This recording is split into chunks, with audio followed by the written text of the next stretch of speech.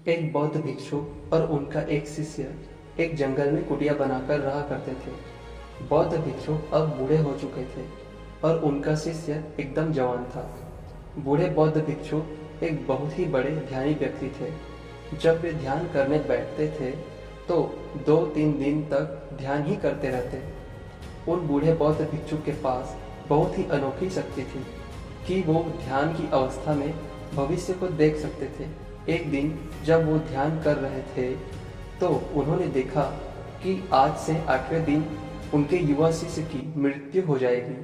उन्होंने अपने शिष्य को अपने पास बुलाकर कहा, मैं तुम्हें अगले 7 दिनों की छुट्टी देता हूँ। तुम इन 7 दिनों के लिए अपने घर रहकर आ सकते हो। शिष्य ने खुशी से कहा, क्या ये सच है गुरुवर? शिष्य ने मुस्कुराते हुए कहा, हाँ, मेरा पिछले कई दिनों से अपने घर वालों से मिलने का मन भी कर रहा था। गुरु ने कहा, हाँ ठीक है, अब तुम जा सकते हो, लेकिन याद रहे 8वें दिन की शाम होने तक तुम्हें यहाँ वापस पहुँचना है। शिष्य ने हाँ में सर हिलाते हुए कहा, ठीक है गुरुवर, मैं पहुँच जाऊँगा, लेकिन आप अपना ख्याल रखिएगा। अब आप बूढ़े हो चुके हैं, इसलिए आश्रम का कोई भी काम हो वो मेरे लिए छोड़ देना, मैं वापस आते ही उसे कर दूंगा। इसके बाद शिष्य गुरु की आज्ञा लेकर पहाड़ी से नीचे उतर गया, बिना यह देखे कि गुरुवर के आंखों में अपने शिष्य को खो देने का दर्द था। शिष्य के गांव के रास्ते पर एक नदी पड़ती थी। उस नदी के किनारे चींटियों का एक हिल था, जहां लाखों चींटियां थी। उनमें से कुछ चींटियां लगातार हिल के अंदर जा रही थी और कुछ बाहर आ रही थी, जिसमें से कुछ चींटियां एक दूसरे से टकरा जाती और फिर अपना रास्ता बदल लेती। यह सब देख उस शिष्य को बड़ा आनंद आ रहा था। वह कुछ देर तक वही खड़ा होकर उन चींटियों को देखता रहा। फिर अचानक उसका ध्यान नदी की तरफ गया। उसने देखा कि नदी का पानी धीरे धीरे बढ़ रहा है, जिससे उठने वाली लहरें चींटियों के हिल के पास पहुंच सकती है, जिसके वजह से लाखों चींटियां बेवजह मारी जाएंगी। यह सोच उसने तुरंत ही अपने ऊपर के कपड़े उतारे और उसमें मिट्टी भरकर चींटियों के हिल के चारों तरफ एक घेरा सा बना दिया। साथ ही उसने बड़े ही कलात्मक तरीके से मिट्टी को काटकर एक छोटी सी नाली बना दी, ताकि लहरों से आने वाला पानी नाली के माध्यम से वापस नदी में चला जाए। इसके बाद वह नदी पार कर अपने घर चला गया। घर पहुंचने के बाद उसके 8 दिन कब बीत गए उसे पता ही नहीं चला। 8वें दिन उसे याद आया कि आज शाम तक तो गुरु ने आश्रम में वापस लौटने का आदेश दिया था। उसने उस रात ही अगली सुबह आश्रम के लिए निकलने हेतु सारी तैयारियां कर ली थी। सुबह होते ही वह आश्रम के लिए निकल पड़ा। उसे उम्मीद थी कि वह शाम होने से पहले आश्रम पहुंच जाएगा। शाम हो चुकी थी। यहाँ गुरु आश्रम में बैठे बैठे यह सोच रहे थे कि आज तो 9वां दिन है, अब तक तो मेरा शिष्य इस दुनिया को छोड़कर जा चुका होगा।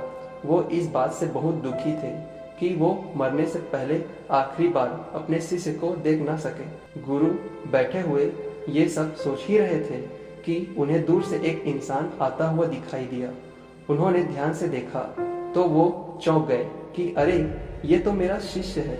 गुरु ने दौड़कर शिष्य को गले से लगा लिया, लेकिन वो इस बात से अचंभित भी थे कि 8 दिन बीत जाने के बाद भी वो जिंदा कैसे है। गुरु ने शिष्य से कहा कि यहाँ से जाने के बाद तुमने जो कुछ भी किया है मुझे वो सब बताओ। तब शिष्य ने गुरु को चींटियों वाली कहानी सुनाई। सुनते ही गुरु को ये समझते देर नहीं लगी कि शिष्य ने लाखों चींटियों की जान बचाई थी, और इसी कर्म का परिणाम है कि शिष्य को एक लंबा और खुशहाली भरा जीवन प्राप्त हुआ है। कहानी सुनने के बाद गुरु के मुंह से अनायास ही निकल गया कि कर्म लौटकर जरूर आता है। शिष्य को अपने गुरु के इस बात का मतलब समझ नहीं आया, लेकिन उसने पूछा भी नहीं और वह चुपचाप अपने आश्रम के कामों में लग गया। अगर आप जिंदगी को देखें तो इसे खुशी खुशी जीने का आसान तरीका है कि हम अच्छे कर्म करते रहें।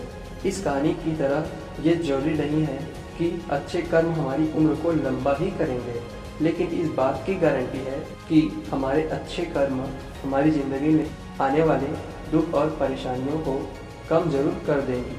हम जो कुछ भी करते हैं उसका कई गुना लौट कर हमारे पास ही आता है। फिर चाहे वो अच्छे कर्म हो या बुरे, दोनों ही कई गुना होकर हमारे पास आते हैं। अच्छे कर्म का मतलब ये नहीं कि हमारे पास पैसा ही होना चाहिए, और ना ही किसी की जान बचाना ही अच्छा कर्म कहलाता है। किसी असहाय की मदद करना भी अच्छा कर्म है।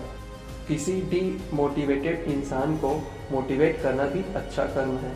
किसी दुख भरे इंसान को सांत्वना देना भी अच्छा कर्म है। कुल मिलाकर अगर हम किसी भी तरीके से किसी के दुख को कम कर पाएं तो वो एक अच्छा कर्म है। और जैसे गलत कर्म करने से हमें बुरा लगता है और दुख भी होता है, ठीक उसी तरह अच्छे कर्म करने से हमें सुख की अनुभूति होती है। इसलिए अगर हम अपनी ज़िंदगी में खुश रहना चाहते हैं तो हमें आज से ही दूसरों के दुख दर्द को कम करने की कोशिश करनी चाहिए। हम देखेंगे कि हमारी ज़िंदगी अपने आप ही खुशियों से भर जाएगी।